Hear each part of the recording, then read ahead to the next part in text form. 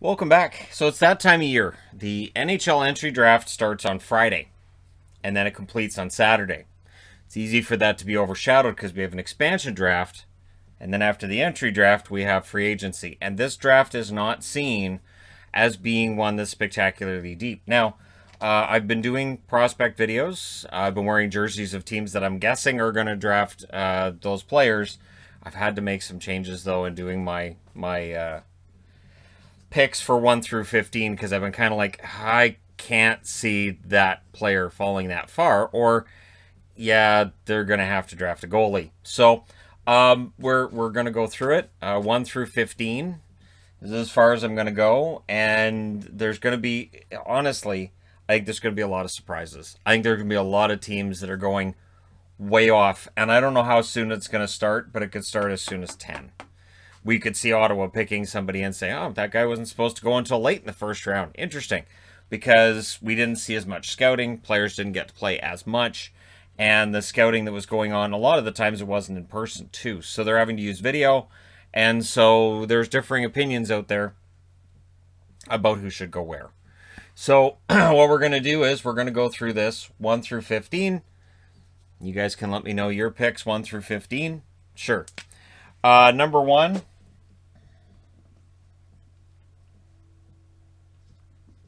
Buffalo Sabres draft a defenseman in Owen Power.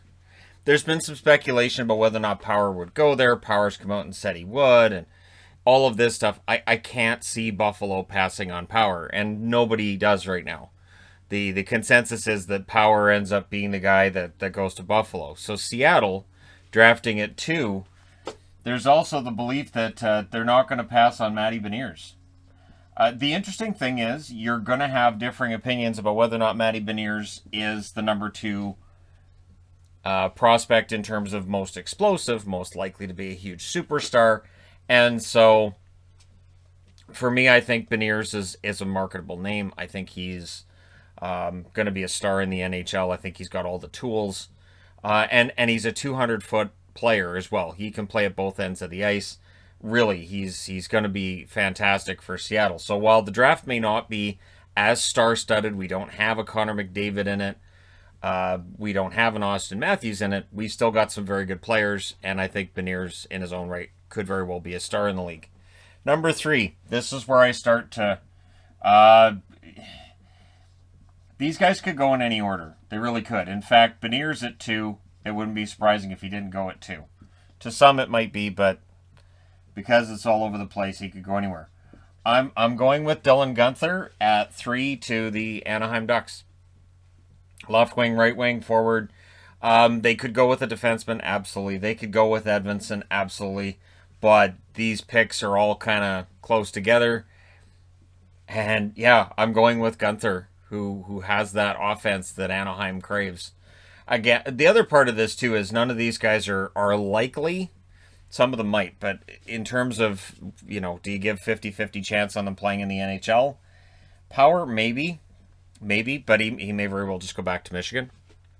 And most of these players are going to need time either at university or in juniors still after the draft.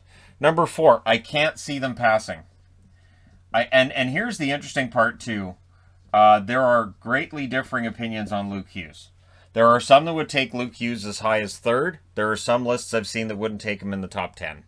The opinion of Luke Hughes and what his upside is all over the place. It is kind of going to be fun to watch how it turns out, but I can't see New Jersey passing on him, having him and Jack on the same team. And then if New Jersey did, he could very well slide to 9th. He could very well end up going to Vancouver. Because, again, I think there's other needs that teams have, starting with a guy who may be a steal at 5 if he falls this far. And I believe that Bob McKenzie's most recent has William Eklund going at 3rd. I'm having him go here. He's seen as a guy who's a center, could play on the left wing. At the NHL level, probably end up transitioning him to center. Usually when guys get drafted that early, they get moved to center. But Eklund is seen as an excellent offensive player. In fact, there's that outside shot that Buffalo could say, hey, we'll go with Eklund because, again, there isn't really that one player who is so far above everybody else that they couldn't be bumped in favor of somebody else. So while Power, very, very likely to go number one, be very surprising if he didn't, because we're getting closer to draft day, there's going to be that doubt. There always is. There's always that. But is he really going number one? And usually the answer is yes. Usually in the end, all the speculation just turns out to be exactly that. Number 6. This is where I really had to make a change. And I still think that while this could very well be a very good pick for them, I don't know. Jesper Wallstedt, goaltender, going at number 6 to the Detroit Red Wings. Had to pause. The double L doesn't look right to me. It looks like it should be AHL, but it's Wallstedt. So, yeah, Wahlberg gets stuck in your brain, right? At least I didn't put Jesper Wahlberg on the board. That would be a completely different player that doesn't exist. So, yeah, Jesper Wallstedt, goaltender, Detroit. Yep. So, a goaltender going at 6. Wallstedt's seen as being the best goaltender available in the draft since Vasilevsky. And we know how important Vasilevsky is to Tampa Bay. And Steve Yzerman may have some experience with putting a team together in Tampa Bay, and he may see his future goalie right here with Wallstedt, and he may not be able to pass on him. So that's where I'm okay with drafting him at 6 for Detroit. We'll see if that's where he ends up, which means that the LA Kings, I've actually changed out who they draft. I think Brandt Clark, defenseman, could be a steal for them at 7. Clark could go as high as 4. Brandt Clark absolutely could end up being the pick for the New Jersey Devils, which again means then Luke Hughes would kind of fall because I can't see Columbus taking Hughes unless they decide, well, we're going to lose Seth Jones, so we want to pick up another defenseman. Or, if Detroit looks at Luke Hughes and says we can't let Luke Hughes slide. But defense doesn't seem to be the biggest weakness for Detroit's future. That would be goaltending. So, yeah, Wallstedt and then Brandt Clark. Which means at 8, and this is a player I've seen as high as number 2 on mock drafts. Let me just go ahead and clean that up. Simon Edvinsson, defenseman going to San Jose. And just for the record, I like these markers, but they don't erase as easily as some of the others. Bics erase really easy, and so do the Expo ones. Comparatively speaking, with these, which you may get cheaper, but that's what happens. Anyways, Edvinsson, defenseman, going to San Jose. I can't see them passing on him. And again, Edvinsson could go as high as 2. Seattle could draft Edvinsson. Absolutely. They could say, all right, we want to start with a defenseman. Power's off the boards. We're going to go with Edvinsson. And remembering Francis's time in Carolina, what did they always have? Pretty darn solid defense. So he understands how important the defense is. And again, yeah, Seattle could be like, oh, we're going to take a defenseman first. I can't see them passing on Beniers, though. Which means at number 9. Now, I'm going to get accused of some wish fulfillment on this one. Don't care. So Kent Johnson on the average consolidated list on Elite Prospects is number 9. That would put him at the Canucks draft pick. If the Canucks pass on Kent Johnson, I might be upset. If Kent Johnson's gone when Vancouver picks, I wouldn't be overly surprised. That would not surprise me a lot. He's honestly, it just to me feels like he should be in Vancouver, right? He's a good forward. He's a center. And you're drafting one of those future guys. You can't have too many centers in the NHL. So that's my thought. And with that thought in mind, now, at Ottawa, I've seen Casa. I've started to see a lot of lists saying that Casa's going to go at 10. And I thought about it. But I just... The interesting part to me is that I've also seen Mason McTavish going up lists as high as number 4. Mason McTavish, I have at 10 going to Ottawa. Again, with the unpredictability of this draft, he could go as high as 4. He could go as high as 3. But he could also end up being 10 where he goes to Ottawa. I can't see him going lower than that. So, given the option of Casa, who's a good goaltender, who some on their lists have him higher than Wallstead. I've seen that. So Costa's really good, but with the young goaltenders that exist in the Ottawa organization, Gustafsson looked pretty good. So if they have faith in him going forward, I say go with McTavish, and then you go from there, right? And Matt Murray can have a bounce-back season. I understand what Costa could be, and I understand that could be a mistake in hindsight, but I just can't see McTavish dropping out of the top 10. I can't see any of these guys dropping out of the top 10, to be honest. So we'll see, right? So at number 11, and this is what really stumped me today, because I was just going to do a top 10, and I thought, nah, top 10, there's not really the challenge. Do the top 15. Sebastian Cossa, goaltender. I can't see Chicago passing on a goaltender. And Ottawa might, San Jose might as well. I had Wallstead going to San Jose. Now I have them drafting Edvinsson. Cossa, I think probably goes at 11. I had him going at 19 when I was, doing the prospect videos. I thought I'll probably go around 19. I don't think he's going to be available there. There's just too much hype right now, and he seems to be going up lists. The interesting thing to me is how the lists change when the teams aren't playing anymore. And we'll see, yep, this guy's at this... And again, I think it's really that these prospects are so closely matched to one another. So at number 12, because that changes, this changes as well. Chaz Lucius.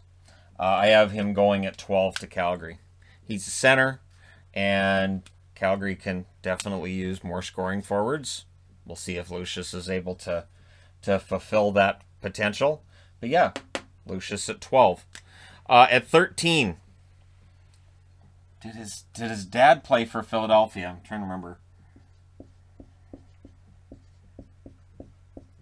I think he did. I think Mike Sillinger played for Philadelphia. Cole Sillinger, I have being taken at 13 by Philadelphia. And before anybody asks, well, yeah, Arizona's not on the board because they don't have a draft pick. They don't have a first rounder. I've seen people saying, well, the Coyotes in the first round, they could just take, and they mention a player. I'm thinking, Arizona doesn't have a first round draft pick. They forfeited that. Thanks, John Chayka. But yeah, Cole Sillinger, center. So if you're wondering, well, what could the Coyotes have done with that first round pick? So far, these are the three players they might have had to choose from. Not too bad. And again, it's not considered to be a great draft class, but these guys are still all basically seen as NHLers. Cole Sillinger should very well be a lot like what his dad was in the NHL. He got traded a lot, but that meant he was in demand a lot as well. Number 14. So Dallas, yeah, I have him doing it again. 1 second. Dallas could use some offense, and Fabian Lysell should be that. And I think Dallas probably takes him at 14 if he's still there. Lysell could very well end up being as high as 11th. There are some that have him in the top 10 in their drafts. We'll see. Should be a lot of fun to see where these guys end up. But Lysell, I'm like, yeah, probably Dallas property, and maybe a bit of wish fulfillment for that as well. Number 15. For the New York Rangers,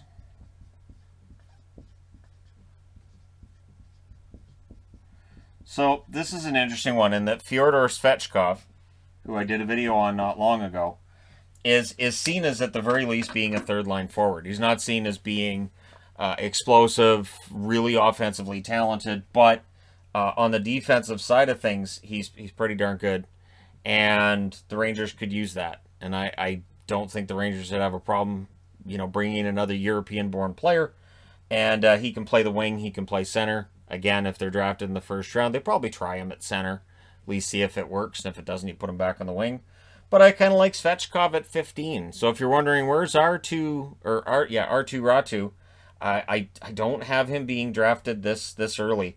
Ratu may end up being a guy that drops too. I've seen some lists where they have him being drafted late in the 20s. I've seen scouting reports saying he shouldn't be in the first round. He just did not advance this year. His draft year was not one to write home about, and it's not a great time to have that poor season that Players often do, but when you have it in your draft year, the interesting thing, of course, is that then if Ratu ends up really, putting his